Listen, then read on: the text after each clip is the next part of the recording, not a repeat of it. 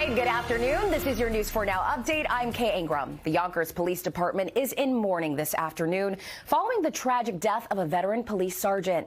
That sergeant was driving in an unmarked car on Tuckahoe Road last night when a BMW crossed into oncoming traffic, crashing into his car and a Bee-Line bus. News 4's Miles Miller is in Yonkers with the latest.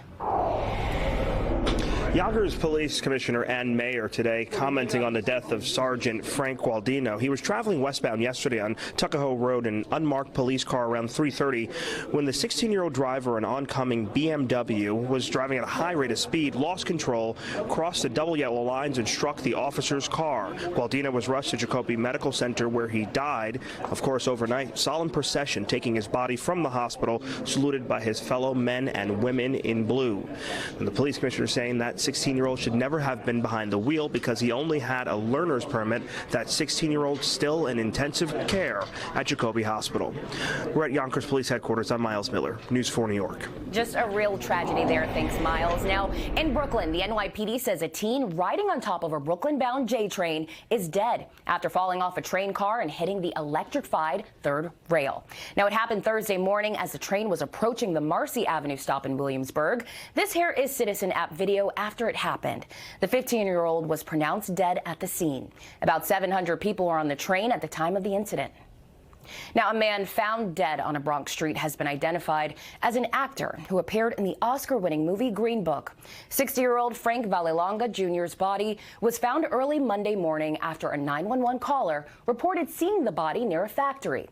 Police tell us there is no obvious signs of trauma, and the cause of death is still not known right now. A 35-year-old man was charged in the case on Tuesday. Gualdino has had more than half a dozen acting credits since 1994, including an appearance on The Sopranos. Now today, the Suffolk County will notify 26,000 employees and retirees that their Social Security numbers were exposed in a cyber attack. It happened on September 8th. The exposure was discovered during a forensic audit of the attack. County officials say some Social Security numbers were attached to names and addresses. Individuals affected are being offered 1 year of free credit monitoring. A special committee is investigating the cyber attack. Now, this holiday season, police are cracking down on people parking in handicapped spots without a permit. The Suffolk County Sheriff's Office is looking for drivers at shopping centers and stores who are parking in handicapped spaces without a placard. They'll be surveying parking lots now through New Year's Day. Officers say the point is to deter people from illegal use of handicapped spots, which creates an additional burden for those who actually need the spaces. Now, today is the second day of closing arguments in the Trump Organization's criminal tax fraud trial. The former president's company is charged with paying off-the-books benefits to top executives while avoiding taxes. Trump and his family members are not individually charged. Attorneys for the Trumps argue that their company did nothing wrong. All right, bus riders in Brooklyn are about to see some big changes. The MTA has released their Brooklyn bus network redesign draft plan. The overhaul would add 9 new routes and enhance interborough connections, but it'll also eliminate hundreds of bus stops and change dozens of existing routes. Commuters can view the plan right now on the MTA website. 18 virtual workshops will be held beginning January 11th.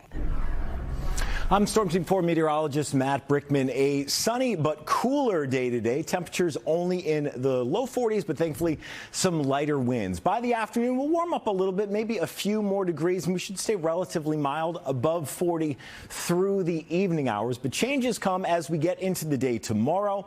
Clouds arrive by morning, and then we've got some showers rolling through. I say by late morning into the early afternoon. Not huge totals, probably less than a ½ inch for most of us, but enough to kind of make a mess of the middle of the day. Back end of the weekend does look drier, but quite a bit cooler, with highs in the 50s on Saturday. We'll drop down to the low 40s on Sunday with some lighter winds. I do think Saturday should be quite blustery with gusts of 30 to 40 miles an hour during the afternoon into the evening hours, even after that rain is clear. A couple of quieter days that follow, and then we've got another chance of rain as we roll into the middle of the week, Kay.